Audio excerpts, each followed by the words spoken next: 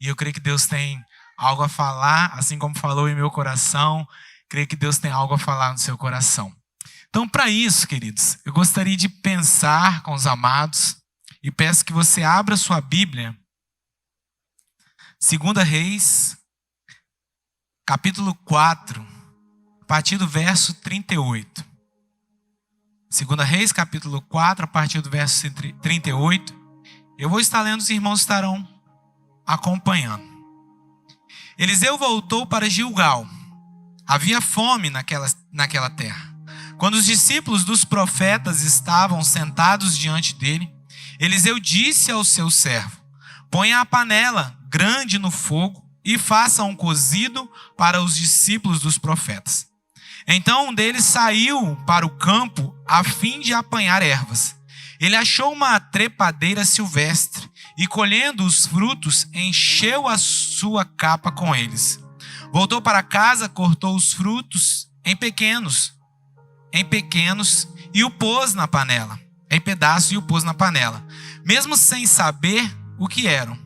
Depois deram de comer aos homens. Enquanto comiam o cozido, gritaram: morte na panela, ó homem de Deus! E não puderam comer. Mas Eliseu disse: tragam a farinha.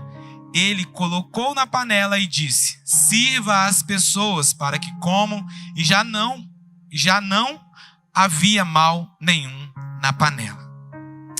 Eu gostaria de pensar com os irmãos em cima desse texto. E eu gostaria de ministrar o seu coração. E há uma palavra que fala em meu coração e que talvez você já até usou essa expressão, mas eu gostaria de chamar a atenção para essa realidade. Quem tem fome tem pressa. Quem já falou essa expressão aqui? Quem já usou essa expressão aqui? Quem tem fome tem pressa. Queridos, eu não tenho o hábito de dizer que eu tô com fome. Fui criado assim, é algo meu. Não digo que quem fala que tá com fome tá errado, porque quando o estômago ronca, aí você sabe. Mas eu entendo particularmente que quem tem fome é aquele que quem tem muita vontade de comer, assim como eu falo, e não tem o que comer. Então por isso que quando eu falo: ó, amor, eu tô com muita vontade de comer. Ela fala: ah, você tá com fome? Não, eu falei: não, eu tô com muita vontade de comer. Aí ela prepara alguma coisa e a gente vai lá e come, tudo bem. E às vezes, querido, a gente pega e fala: eu tenho fome. Tenho fome, tenho sede, eu tenho fome. E não que tem alguma coisa demais. Eu falei: é coisa minha, tá? É um entendimento meu. Não sei de onde veio isso, acredito que foi da minha criação. Mas eu sempre falo assim, ó, e eu falo com meus filhos também. Falo com o Heitor e vou falar pro João. Falo: filho, você não tem fome, você tem vontade de comer. E eu vou passar esse ensinamento para eles, sendo certo ou errado. Porque eu entendo, queridos, que quem tem fome é aquela pessoa desnutrida, que está lá na África, talvez está no norte do país, talvez esteja aqui por perto, e às vezes quer algo de comer e deseja algo de comer, e às vezes não tem nem isso para comer. Mas o texto fala que ali os discípulos dos profetas estavam com fome. Não fala que estavam com vontade de comer, estavam com fome. Ou seja, era extremo. Não era algo assim: eu tô com o estômago roncou, eu vou ali comer alguma coisa igual eu penso que eu faço. Não é isso. É algo diferente. Por isso que eu dou essa intensidade à fome. E às vezes, queridos, eu olho para a realidade, a nossa realidade espiritual. Eu vejo que muitas pessoas hoje estão com sede de Deus e estão com fome de Deus. Estão com fome, sabe por quê? Porque querem se alimentar, mas às vezes não tem quem dê o alimento. Eu louvo a Deus porque nessa casa de louvor, nessa casa de oração, nessa casa de adoração, eu creio que quem entra aqui não passa fome. Eu creio que quem entra aqui é alimentado pela palavra, pelo cuidado, pelo amor. Eu creio dessa forma. Então por isso que nesta noite eu quero ministrar o seu coração. Quem tem fome tem pressa. Talvez você chegou aqui varado de fome. Talvez você chegou aqui apenas com vontade de comer. Mas eu acredito que você sairá daqui saciado.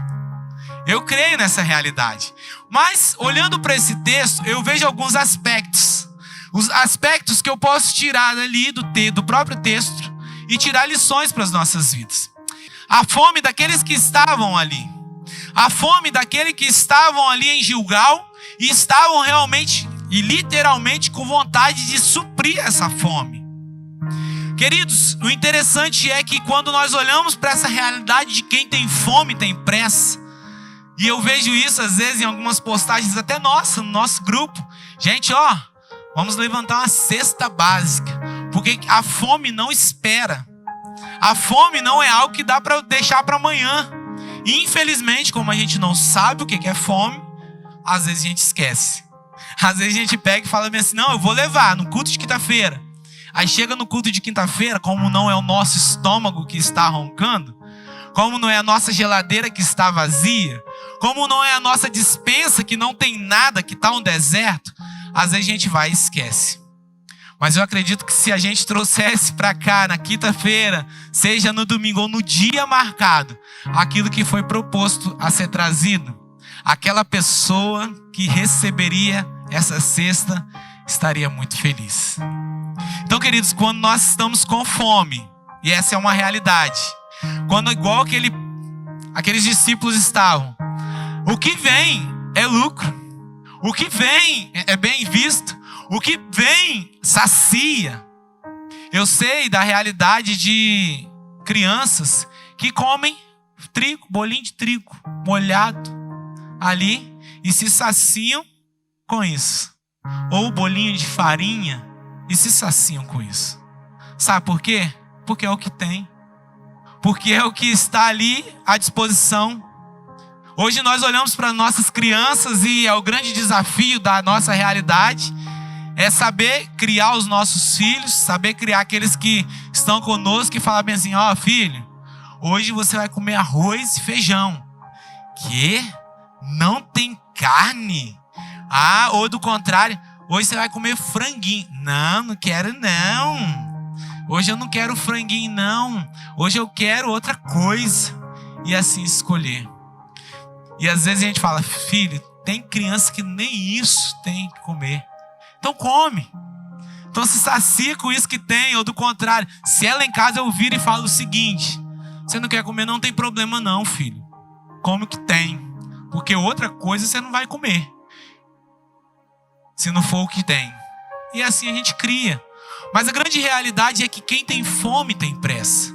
O povo estava ali, a realidade daqueles discípulos era a fome. E a fome faz com que a gente coma o que tem. E às vezes o que tem é para isso que eu quero te alertar. Às vezes o que tem para comer nem sempre é bom. Então tem muita gente se alimentando, às vezes até do que não é bom. Eu lembro da parábola do filho pródigo, como é que foi? O filho pródigo, enquanto estava ali se saciando nos deleites da vida, cheio da sua herança, o que ele estava fazendo? Acredito eu que ele estava vivendo de banquetes, rodeado de amigos, cheio de comida, mesa farta, tudo tinha. Mas aí chega e vem a dificuldade. Acabou, veio a escassez. O que ele tinha para comer, o que ele tinha como recurso para se alimentar, já não tem mais. E aí o que acontece? Agora eu tenho que trabalhar para comer. E ao trabalhar para comer, ele começou a trabalhar ali onde havia um chiqueiro. E ali passava-se o desejo e ele passou a se alimentar do quê? Das bolotas, ou seja, as comidas, alfarropas. Aquilo que os porcos comiam, ele passou a comer. Imagina duas realidades, né? Diferentes. Uma realidade de quem tinha muito e não valorizava. E uma realidade de quem não tinha nada e comia o que vinha. Então eu gostaria de pensar com você nessa noite o seguinte. Às vezes nós passamos fome. Às vezes nós estamos vivenciando períodos de fome, períodos de escassez. E é nessa realidade que eu gostaria de alertar a você nessa noite. Do que você tem se alimentado? Aonde você tem buscado o alimento? Porque enquanto estamos aqui na casa do Senhor, vivendo a palavra do Senhor, se alimentando da palavra do Senhor, é muito gostoso. Mas, querido, eu já gostaria de te alertar. Acorda, igreja. Eu gostaria de te alimentar que nem sempre vai ser assim. Nem sempre nós viveremos dias de esbanjar. Nem sempre nós viveremos dias onde nós teremos o que plantar e o que comer e aquilo que nós queremos comer. Hoje é muito simples hoje para nós, graças a Deus, olhar e falar bem assim, eu quero comer um churrasquinho. E ali pegar o dinheiro e pagar por um churrasquinho e comer. Mas e quando não tiver? E quando vier o período de escassez? E quando vier a dificuldade? E quando vier o período de seca? Porque vem, queridos. E a realidade e os dias estão passando, e chegará a nossa realidade em momentos em que nós vamos querer comer e não teremos o que comer. E se você está achando que eu estou falando do alimento físico, não me interprete mal. Não é isso que eu estou falando. Estou falando aqui do alimento espiritual. Hoje nós estamos aqui num banquete espiritual. Louvores de adoração, ministração, diz-me oferta, ministrando aos nossos corações, nos enchendo de gozo, de paz, de esperança. Hoje nós temos a palavra de Deus, acesso à palavra, nós temos livre acesso a essa palavra. E hoje nós não valorizamos aquilo que nós temos, porque nós não sabemos o que é fome. Mas eu queria alertá-lo. A fome vem, a dificuldade vem, a escassez vem. E a Bíblia já disse isso, que no mundo nós teremos aflições. E as aflições já estão chegando a nós. E às vezes você olha e fala, desde quando vovô e vovó e bisavó era vivo, eu ouço falar nisso. A vinda de Jesus está próxima. E se ele não veio ainda, é por graça e por misericórdia da vida daqueles que ainda nós precisamos alcançar. Porque eu e você, eu acredito que já fomos alcançados. Amém? E nós estamos aqui nos deleitando desse banquete espiritual, nos deleitando da oportunidade de estarmos em comunhão com os nossos irmãos. E ainda assim a gente não valoriza muitas vezes essas experiências que nós temos, os banquetes espirituais que nós temos. Às vezes nós não valorizamos, sabe por quê? Porque nós não sabemos o que é fome. Mas o interessante é que quando a fome vem, e o perigo é que quando a fome vem, a gente quer se alimentar do que vem. E eu quero te mostrar que às vezes a gente tem que, por mais que a fome seja real, a gente tem que falar, não, isso não é comida para mim não. Isso para mim não serve não. Isso para mim não pode não. E é o que às vezes a gente não está disposto a fazer. Sabe por quê?